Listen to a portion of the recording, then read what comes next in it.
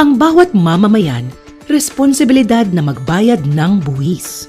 At responsibilidad naman ng pamahalaan na gastusin ang inyong buwis sa mga serbisyong pakikinabangan ng lahat. Pero sa dami ng naglalaban ng prioridad, paano nga ba natutukoy ng pamahalaan ang popondohan ng inyong buwis? At sa dami ng nagtutunggali ang boses, paano naman nakikinig ang pamahalaan sa inyong mga mungkahi? Ang pagbabudget hindi basta-basta. Ang inyong buwis dumadaan sa masusing budget process. Kaya naman ang pambansang budget na naglalaman ng planong gastusin mula sa kita at utang ng gobyerno bilang desisyon ng Pangulo. Binubuo ito at ipinanunukala ng ehekutibo, inaaprubahan ng Kongreso at ipinatutupad ng mga ahensya ng pamahalaan. Pero ang dapat naghahari sa budget process ay ang interes at boses ng mamamayan. Local government budgets in the Philippines are by nature public and are important instruments for policy making and planning. When we talk about government budgeting, this is a critical exercise of allocating revenues and borrowed funds to attain the economic and social goals of the country. It also entails the management of the government expenditures in such a way that it will create the most economic impact on the production and delivery of goods and services while supporting a healthy fiscal position. The Philippines is replete with legal frameworks to ensure transparency in governance, including the budgeting process. The 1987 Philippine Constitution calls for the state to adopt and implement a policy of full disclosure of all transactions involving the public interest and provides the people with the right to access of public information. Government budgets provide a comprehensive statement of the priorities of a nation. Within the budget, a government expresses its policy intentions and the means and resources with which it intends to implement them. The budget debate is one of the key moments in the parliamentary year, and it offers a crucial opportunity for Parliament to promote the interests of those it represents. For a budget to become law, it has to be scrutinized and approved by the Parliament. As the foremost representative institution, Parliament monitors the work of governments by seeking to ensure that the budget matches the needs of the electorate with the nation's available resources. Through its oversight function, it also has responsibility for ensuring that the resources allocated within the budget are utilized in a manner that yields maximum benefit for the people. It is no accident that strengthening the capacity and role of Parliament within the budget process is now commonly linked to increasing democratization and development.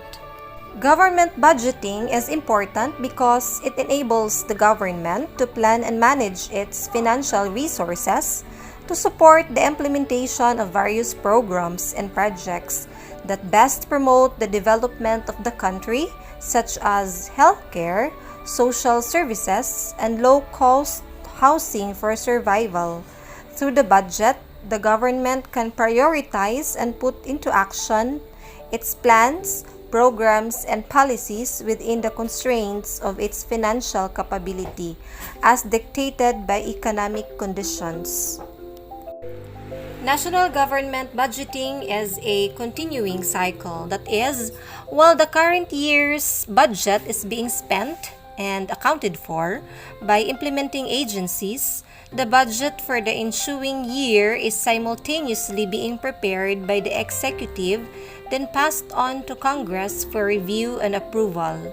Forming the cycle are the four phases of the budget process: preparation, authorization, implementation, and accountability.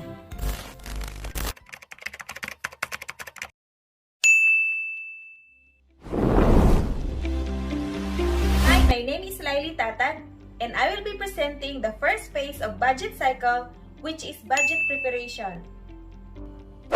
Budget preparation. This phase involves the formulation of estimates of revenues and expenditures by the executive departments and agencies. In preparing the annual budget proposal, the said department makes an estimation of government revenues. It then determines the budget priorities within available revenues and borrowing limits. Finally, it translates these approved priorities into expenditures. The main agency involved is the Development Budget Coordination Committee or the DBCC, composed of the following agencies. The Department of Budget and Management is the agency responsible for resource allocation and management. The Department of Finance is the agency responsible for resource generation and debt management. The National Economic and Development Authority or NEDA is the agency responsible for overall economic activity. The Bangko Sentral ng Pilipinas or Central Bank of the Philippines is the agency responsible for monetary measures and policies. And the Office of the President of the Philippines is the agency responsible for the approval and oversight of the budget. Now let us discuss thoroughly the budget preparation process. In the preparation of the budget, the DBCC approves the parameters, makes a budget call, conducts budget hearings, makes a budget review, then consolidates the budget. It then validates and confirms the budget, which is finally approved by the President of the Philippines and his cabinet members. The President thereby submits the budget to Congress for approval. The budget preparation phase is commenced through the issuance of the budget call by the DBM. The budget call contains budget parameters earlier set by the Development Coordination Committee or DBCC, as well as policy guidelines and procedures to aid government agencies in the preparation and submission of their budget proposals. The budget call is of two kinds: a national budget call, which is addressed to all agencies, including state universities and colleges, and a corporate budget call, which is addressed to all government-owned and controlled corporations or GOCCs and government financial institutions or GFIs. Following the issuance of the budget call, the various departments and agencies submit their respective agency budget proposals to the DBM. To boost citizen participation, the current administration has tasked the various departments and agencies to partner with civil society organizations and other citizen stakeholders in the preparation of the agency budget proposals, which proposals are then presented before a technical panel of the DBM in scheduled budget hearings, wherein the various departments and agencies are given the opportunity to defend their budget proposals. DBM bureaus thereafter review the agency budget proposals and come up with a recommendation for the Executive Review Board, comprised with the DBM Secretary and the DBM's senior officials. The discussions of the Executive Review Board cover the prioritization of programs and their corresponding support vis-a-vis the priority agenda of the national government and their implementation. The DBM next consolidates the recommended agency budgets into the National Expenditure Program or NEP and a budget of expenditures and sources of financing or BESF. The NEP provides the details of spending for each department and agency by program, activity or project or PAP, and is submitted in the form of a proposed GAA. The details of selected programs and projects is the more detailed disaggregation of key PAP in the NEP, especially those in line with the national government's development plan. The staffing summary provides the staffing complement of each department and agency, including the number of positions and amount allocated. The NEP and BESF are thereafter presented by the DBM and the DBCC to the President and the Cabinet for further refinements or reprioritization. Once the NEP and the BESF are approved by the President and the Cabinet, the DBM prepares the budget documents for submission to Congress. The budget documents consist of the President's budget message, through which the President explains the policy framework and budget priorities, and the BESF, mandated by Section 22, Article 7 of the Constitution, which contains the macroeconomic assumptions, public sector context, breakdown of the expenditures, and funding sources for the fiscal year and the 2 previous years, and the NEP. Public or government expenditures are generally classified into 2 categories. These are capital expenditures or outlays and current operating expenditures. Capital expenditures are the expenses whose usefulness lasts for more than 1 year and which add to the assets of the government, including investments in the capital of government-owned or controlled corporations and their subsidiaries. Current operating expenditures are the purchases of goods and services in current consumption, the benefit of which does not extend beyond the fiscal year. The 2 components of current expenditures are those for personal services and those for maintenance and other operating expenses, or MOOE. Public expenditures are also broadly grouped according to their functions into economic development expenditures, like expenditures on agriculture and natural resources, transportation and communication, commerce and industry, and other economic development efforts. Social services or social development expenditures, like government outlay on education, public health and Medicare, labor and welfare, and others. General government or general public services expenditures, like expenditures for the general government, legislative services, and administration of justice, and for pensions and gratuities. The national defense expenditures, for example, subdivided into national security expenditures and expenditures for the maintenance of peace and order, and public debt. Public expenditures may further be classified according to the nature of funds. For example, general fund, special fund, or bond fund. On the other hand, public revenues complement public expenditures and cover all income or receipts of the government treasury used to support government expenditures. In addition, the executive, which is the president, can increase the budget aside from the proposed budget provided by the Senate and the lower houses. But he cannot, by constitution, deduct or decrease the total amount of budget lesser than the budget of the previous fiscal year. However, as the executive branch of the government, the president can veto, means remove, adjust, or change any item from the proposed budget, just like what the president did to the 2019 GAA, in which he vetoed the item pertaining to the projects of Department of Public Works and Highways, or DPWH. And that ends my presentation about the budget preparation phase. It's time of the year again when Congress spends long hours, sometimes midnight, to work on the national budget for the operations of the government in the next calendar year. Passing the budget is part of their function of validly allocating public funds in order to achieve country's economic and social goals. But before I will present what this budget legislation is all about, I want everyone to watch this short clip. Baliw na baliw kayo sa research. Aanin nyo ba yung research? Ako, matalino akong tao, pero hindi ko maintindihan yung research nyo, lalo na yung farmer. Gusto ba ng farmer yung research? Hindi ba gusto nila tulungan nyo sa sila? O, bakit ba lahat ng budget nyo research? Ayusin nyo to. Imagine calamity assistant, 265 million, 150 million ang research, di 400 million na yon. We are all familiar with the video I presented. The video is an example of the budget hearing that happened in the Senate, and that is what budget legislation is.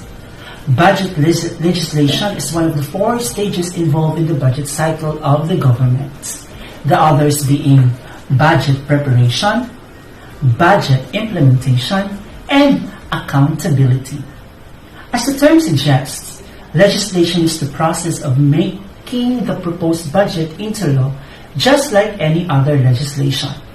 When the budget is passed as a law, government spending of public funds becomes authorized as mandated by the Constitution. The budget legislation phase covers the period commencing from the Congress receives the President's budget, which is inclusive of the National Expenditure Program of the NEP, and the Budget of Expenditures and Sources of Financing or BESF, up to the President's approval of the General Appropriation Act or the GAA. This phase is also known as Budget Authorization Phase and involves significant participation of the legislative through deliberations.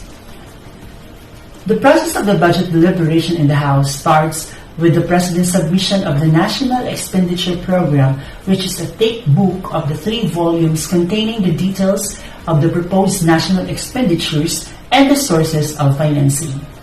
The submission includes the President's budget message, which enumerates the budget priorities of the year. Initially, the President's budget is assigned to the House Representatives Appropriations Committee on first reading. The Appropriations Committee and its various subcommittees should schedule and conduct budget hearings to examine the program, activity, or projects of the departments and agency. And thereafter, the House of Representatives drafts the General Appropriations Bill or the GAB. The GAB is sponsored, presented, and defended by the House of Representatives Appropriations Committee and subcommittees in plenary session. As with other laws, the GAB is approved on the third reading before the House of Representatives version is transmitted to the Senate. After the transmission, the Senate conducts its own committee hearings on the GAB. To expedite the proceedings, the Senate may conduct its own committee hearings simultaneously with the House of Representatives deliberations. The Senate Finance Committee and its subcommittee may submit the proposed amendments to the GAB to the plenary of the Senate only after of the House of Representatives has formally transmitted its version to the Senate.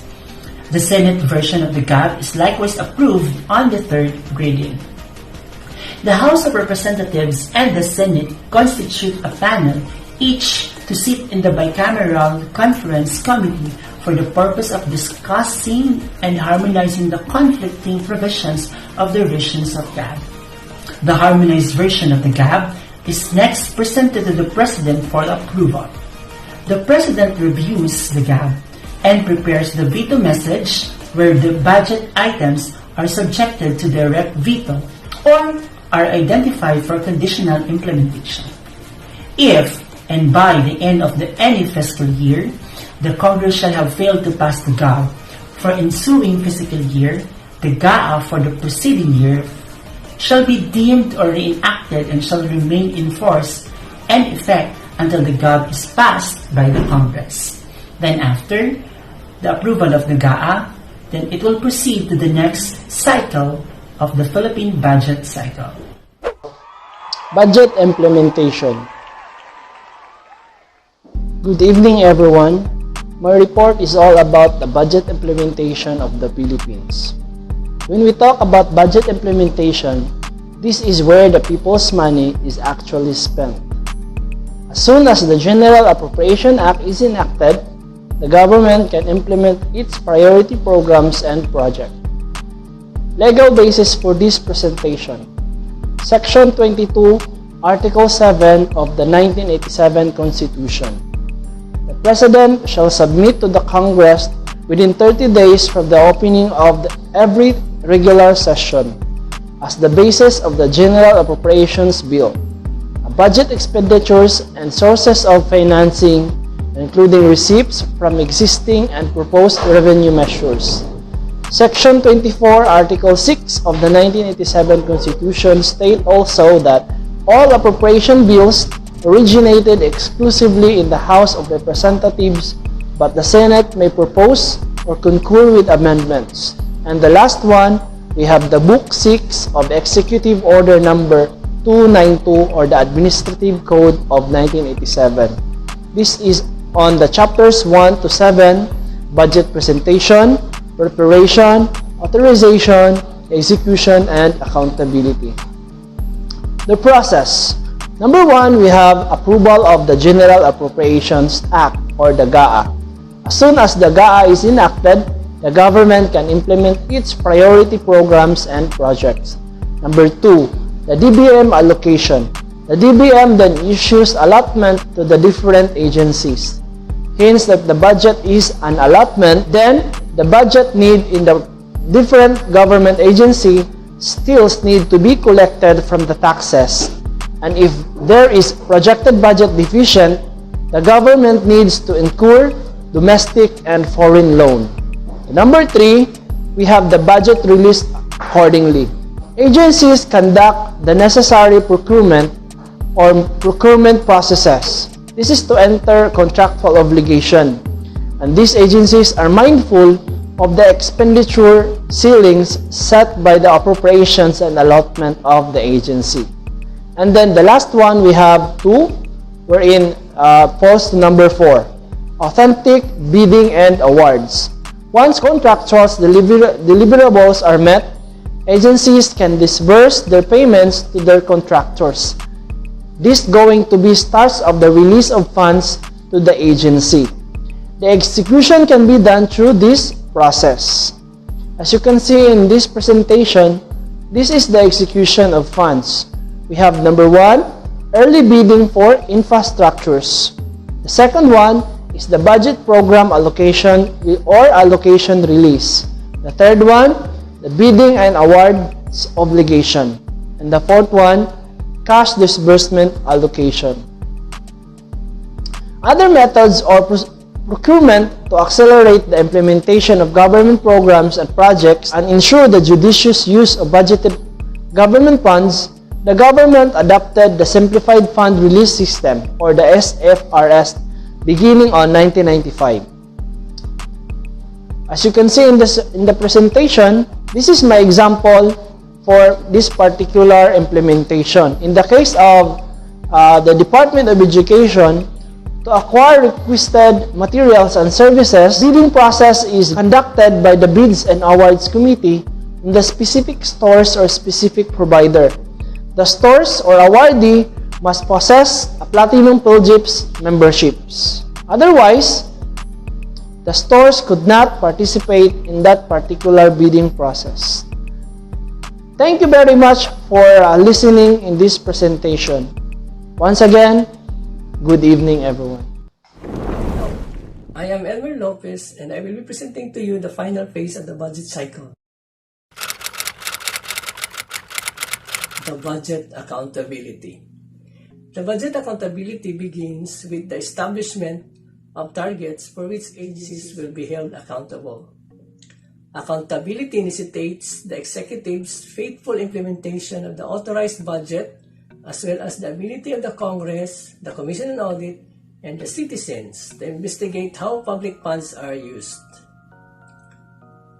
Budget accountability consists of the periodic reporting by the government agencies of performances under their approved budget, the top management review of government activities and the fiscal policy implementations, and the actions of the Commission on Audit in assuring the fidelity of officials and employees by carrying out the intent of the legislative regarding the handling of receipts and expenditures. Budget accountability cycle is a time when the government agencies disclose their true physical financial conditions and performance. The agency's physical accomplishments are evaluated and monitored using performance indicators to determine if they successfully met its objectives. On a monthly or quarterly basis, the agencies submit financial accountability reports as required by the Department of Budget and Management and the Commission on Audit. These reports are submitted online through the Unified Reporting System. The budget accountability reports are the quarterly fiscal report of operations, the quarterly financial report of operations, the quarterly report of annual income, and the statement of allotment obligations and balances.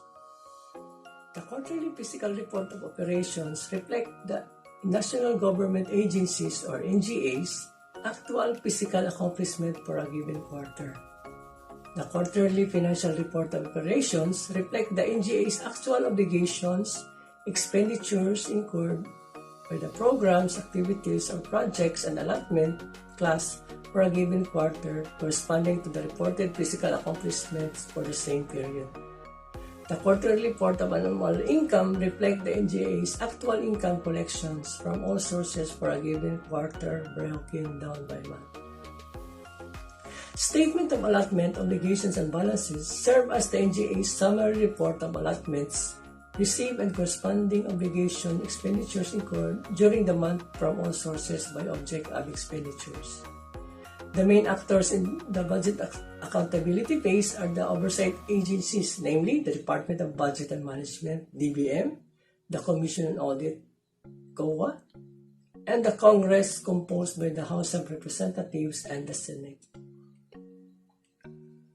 The Department of Budget and Management is in charge of the budget oversight in connection to the allotments and announcements of monetary allocations which are released on a regular basis. The Commission on Audit scrutinizes all government transactions and expenditures to ensure that they are properly authorized and useful to the government. COA is the federal agency in charge of examining the legality, appropriateness, and accuracy of government financial transactions and guarantees that agencies carry out their responsibilities in accordance with the generally accepted rules and regulations. The COA is also in charge of preparing the government's yearly financial report. Budget oversight by the Congress is frequently done in tandem with the budget authorization.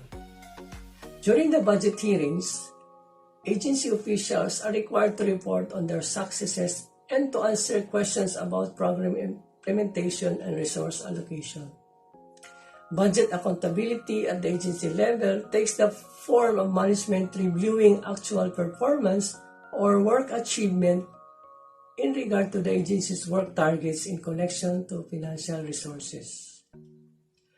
A resident COA auditor conducts extensive checks of each agency's book of accounts to guarantee that all expenses have been dispersed in line with accounting regulations and the purpose for which the funds have been authorized. Each government agency has an auditor assigned to it, and the COA has regional offices to analyze these transactions. Excessive, improper, or unlawful items are not allowed to pass the audit. COA audit findings are likely to be incorporated into the budget's other phases, particularly the budget preparation and authorization phases.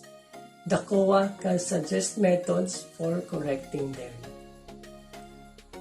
And that is all about budget accountability. Once again, I am Elmer Lopez. Thank you for listening. And that concludes our discussion this evening. We do hope that our video will open your minds and give you an idea of how the national budget is prepared until it is implemented. Thank you very much.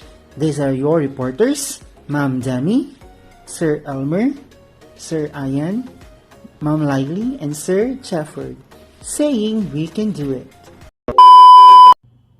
In addition, the executive, which is the president, can increase the budget aside from the proposed budget provided by the Senate and the lower houses. But he cannot, by constitution, In the case of the Department of Education, to acquire requested materials and services, a bidding process is being conducted by the Bids and Awards Committee in the specific stores or specific provider. Budget accountability cycle. The Commission on Audit and the agencies